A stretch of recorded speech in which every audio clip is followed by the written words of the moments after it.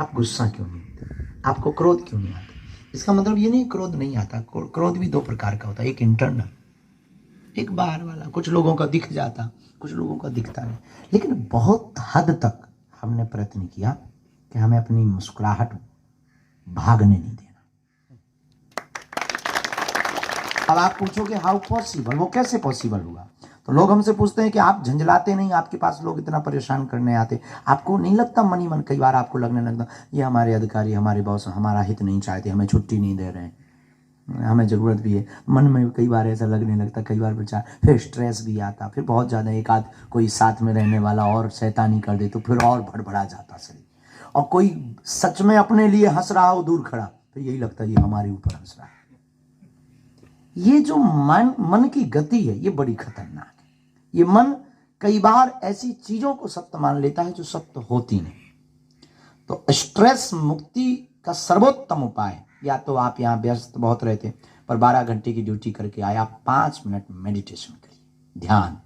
जरूरी नहीं आप हनुमान जी का करो, राम जी का करो, आप जिनको मानते अपने गुरु का ध्यान करो, अपने इष्ट का, आराध्य का।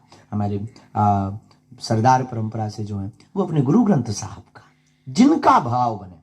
5 मिनट आप ब्लैंक होकर के, एकदम ब्लैंक, खाली, कुछ नहीं सोचना, केवल ध्यान करो। अगर आप ओम का करो, प्रणव का, तो हमें लगता है कि आप देखेंगे 10 से 15 दिन में आपके जीवन में और आपकी बॉडी में बहुत फर्क पड़ रहा, आपके विचारों में बहुत फर्क पड़ रहा। कई बार शरीर जो आलस में, चिड़चिड़ापन में, आपके विचार बदलने लगेंगे और सुताई आपके अंदर हैप्पीनेस आने लगेगा और आप गाली में भी मुस्कुराने लगेंगे।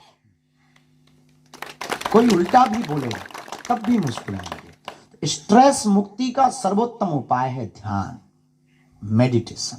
5 मिनट, बहुत 1 घंटा नहीं, 2 घंटा नहीं, 5 मिनट ध्यान। और ध्यान का मतलब आंख बंद करना नहीं। ध्यान का मतलब हमारी मति जो कहती आंख खुले में ध्यान हो, बेहतरीन ध्यान। आंख खुली रहे और अपने आप को, मैं कौन हूं और इस पृथ्वी पर क्यों आए। और आपका तो निर्णय फिक्स हो गया है कि आप इस पृथ्वी पर राष्ट्र हित के लिए आए और पूरे राष्ट्र की जिम्मेवारी आपके ऊपर है। और आप मुस्कुराएंगे, मेरे प्रियजनों, हमारे परिवार के सदस्यों, हमारा भारत मुस्कुराएगा।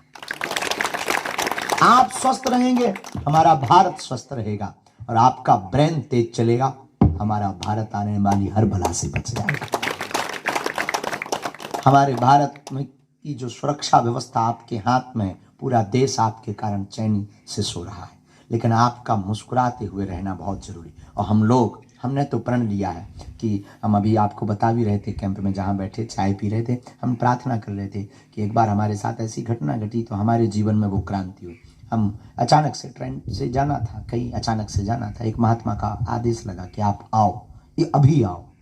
हम किसी शहर में कथा कर रहे थे, वहाँ से हमने रेलगाड़ी पकड़ी, रेलगाड़ी पर बैठे तो कुछ कोटा ऐसे होते हैं जो तुरंत टिकट मिल जाते हैं, पर उस दिन किस्मत की बात कि हमको नहीं मिली।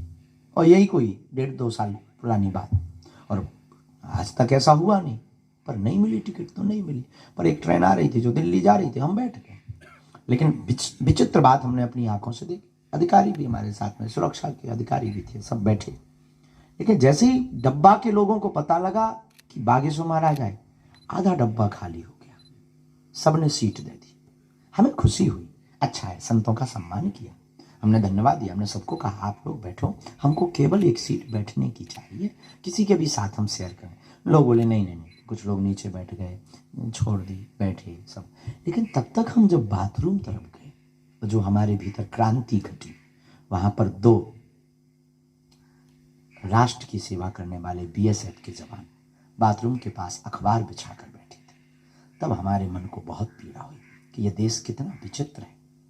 एक कोई अभिनेता या कोई व्यक्ति उस बोगी में बैठ जाता है तो बोगी खाली हो जाती है, और सबसे बड़ा अभिनेता इस देश का हीरो कई महीनों बाद अपने घर पर परिवार से मिलने आता है, उसको एक सीट तक शेयर नहीं होती। उस दिन हमने प्रण लिया था कि अब जो भी होगा हमारे जीवन में, हम कुछ ना कुछ अपने शब्दों से भारत के लोगों को मोटिवेट करेंगे। और हम आपसे प्रार्थना करना चाहेंगे, आप सबसे, कि आप मुस्कुराओ, मुस्कुराना ही जीवन।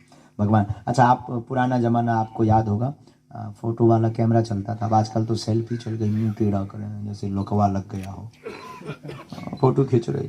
पुराने ज़माने में कैमरा का ज़माना होता था, तो हमने कैमरे के ज़माने में एक अच्छी चीज़, बहुत ऑब्जर्व वाले आदमी हैं, हमने ऑब्जर्व किया, जब किसी की शादी होनी होती तो एक दिन पहले कैमरा वालों को बताना पड़ता था, देख भाई शादी के लिए लड़की वालों को फ़ोटो भेजनी है, कल टाइम पे आ जाना।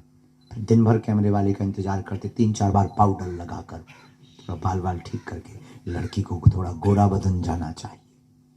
कैमरा वाले के भी उन दिनों में बहुत साके पड़े थे, उनकी भी इज्जत बहुत बड़ी होती। वो आता था मस्ती से, फिर लेंस साफ करता था, फिर वो चाय पीता था, तो वो पूछता था फुल खींचूं या हाफ खींचूं। अरे भाई यार जल्दी कर, 3 बार पाउडर खत्म हो गया यार। तो उसके भी बहुत नखरे हुआ करते थे उस जमाने में कैमरा वाला, रील वाला कैमरा। फिर वो कहता था ठीक है खड़े हो जाइए, हम फिर तुरंत खड़े हो जाए। फिर वो कितना भी अनपढ़ गवार हो, वो अंग्रेजी का एक शब्द, प्लीज स्माइल।